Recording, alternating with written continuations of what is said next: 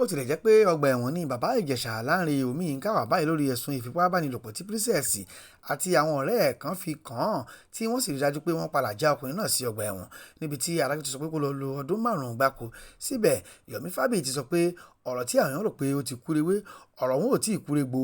àti pé Baba Ijesa sì lẹ́tọ̀ọ́ dáadáa lábẹ́ òfin láti bẹ̀bẹ̀ lórí ìdájọ́ tí wọ́n fún un yìí tí yóò tún gba òmìnira lẹ́ẹ̀kan sí i. Lórí ètò kan ni Yomi Fabiyi ti sọ̀rọ̀ yìí láìpẹ́ yìí ò níléeṣẹ́ tẹlifíṣàn TVC ní ìpínlẹ̀ Èkó. Níbẹ̀ náà ni ọkùnrin òṣèré tíátà ti fìdí àwọn ọ̀rọ̀ kan múlẹ̀ o nípa ìdájọ́ ẹ̀wọ̀n tí wọ́n gbé lé Baba Ijesa lọ́wọ́ pàápàá lórí ọmọ tí wọ́n ló bá ṣeré wàmọ́wàmọ́ èyí tí Princess Dámilọ́lá Adékọ̀yà àti àwọn kan tí wọ́n dúró tì í ti rí i dájú wípé Baba Ijesa dẹni tí wọ́n já sí ọgbà ẹ̀wọ̀n. Lórí ètò ọ̀hún ni Yomi Fabiyi ti fìdí ẹ̀ múlẹ̀ dáadáa wípé ojúlówó ọmọ orílẹ̀-èdè Nàìjíríà ni òun ṣe o tí òun faramọ́ kí èèyàn bọ̀ fún òfin ṣùgbọ́n tí òun lòdì sí ìfipábánilòpọ̀ ìfìyàjẹ obìnrin tàbí ẹnikẹ́ni. Bẹ́ẹ̀ ló tẹnumọ́ wípé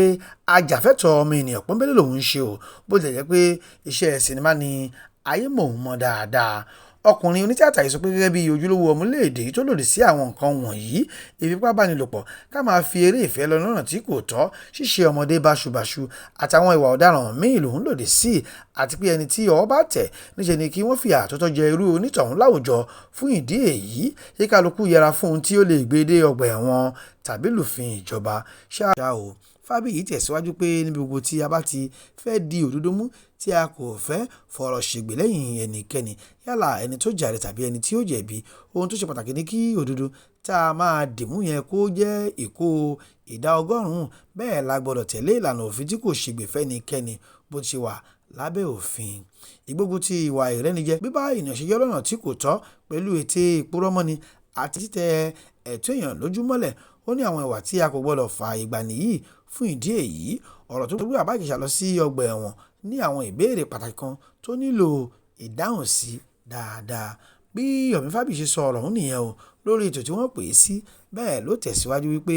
ìkíní ọmọ ọdún mélòó gan ni ọmọbìnrin tí wọ́n torí ẹ̀ rán James Omiyinka Baba Ijesa lọ sí ọgbà ẹ̀wọ̀n yìí. Ǹjẹ́ wọ́n ti ẹ̀ tọpinpin ọjọ́ orí tí ọmọ yìí ṣe gẹ́gẹ́ bí òfin ṣe là á kalẹ̀ bí àpẹẹrẹ ǹjẹ́ ẹnikẹ́ni tí ẹ̀ fojú rí ìwé ẹ̀rí ọjọ́ ìbí ọmọ yìí lásìkò ìgbẹ́jọ́ ọ̀hún ẹni tí wọ́n torí ẹ̀ ju Baba Ijesa sínú gálò ǹjẹ́ bàbá tó bí ọmọ yìí gan tàbí ìyá ẹ̀ yọjú rárá sí kóòtù láti wá sọ tẹnu wọn àbí ṣé àyẹ̀wò tí ẹ wà nílànà ètò ìlera láti fi múlẹ̀ wípé ọmọ ọdún 14 lọmọ ọ̀hún ní tòdodo. Bẹ́ẹ̀ gẹ́ni gbajúmọ̀ òṣèré tíátà yìí tó fi kún pé nínú ọ̀rọ̀ àwọn ọlọ́pàá náà ni wọ́n ti sọ pé fọ́nrán ìwà ọ̀daràn tí wọ́n sọ pé Baba Ijesa hù yìí kì í ṣe níbi tí ó ti dáràn gan làwọn ti mú fọ́nrán ọ̀hún o. Yomi wá béèrè wípé ǹjẹ́ ìdíwọ́ kan ti wà fún wọn láti gba fọ́nrán ọ̀hún lójú ẹsẹ̀ níbi tí wọ́n sọ pé Baba Ijesa ti ṣe àṣemáṣe pẹ̀lú ọmọ ọdún 14 àti pé kí ló mú àwọn ọlọ́pàá sọ pé nítorí tí ojúpọ̀nà ẹ̀rọ alátagbà ń ṣe bálabàla ìyẹn network failure làwọn kò ṣe rí fídíò tí kámẹ́rà yìí mú lásìkò tí Baba Ijesa ń ṣe wàmọ́wàmọ́ pẹ̀lú ọmọ Princess.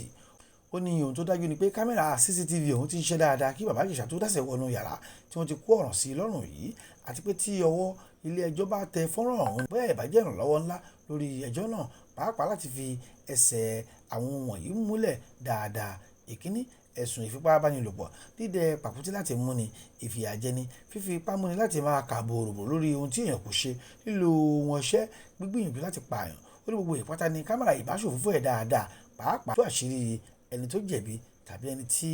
ó jàre. Yomi Fabiyi tẹ̀síwájú pé kílódé tí àwọn míì tí wọ́n fẹnu ara wọn jẹ́wọ́ pé àwọn náà ti bá ọmọ òun ṣeré ìfẹ́ dáadáa ṣáájú Baba Ijesa kò yọjú nílé ẹjọ́. Ó ní ìbéèrè tó nílò ìdáhùn ni o àti pé ta lẹni náà tó ní kí àwọn èèyàn yìí kọ́ máa yọjú lásìkò tí ọ̀rọ̀ ń lọ ní kóòtù.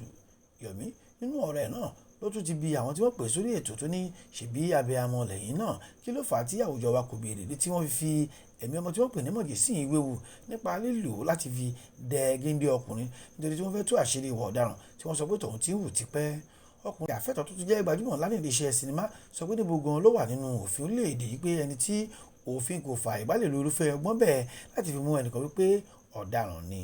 Ó ní ìwà tí Princess àti àwọn èèyàn hù yìí nígbà tí wọ́n fi ọmọ òun dẹ Baba Ijesa burú púpọ̀ níwájú òfin bẹ́ẹ̀ ló burú jáì bí àwùjọ wa kò bá dé àlébù pàtàkì lórí ìwà tí Princess àti àwọn abẹ́ṣekáwọ́ ẹ̀ hù yìí. Bẹ́ẹ̀ gẹ́lẹ́ tó bi àwọn tó gbà á lálejò pé kí ló fà á tí ilé ẹjọ́ kò sọ lórí ìwà àìmójútó tó yẹ láti ọ̀dọ̀ òbí sí ọmọ èyí tó yẹ kí wọ́n bá olùpẹ̀jọ́ pàpà fà dáadáa lásìkò tí ìgbẹ́jọ́ ọ̀hún lọ lọ́wọ́.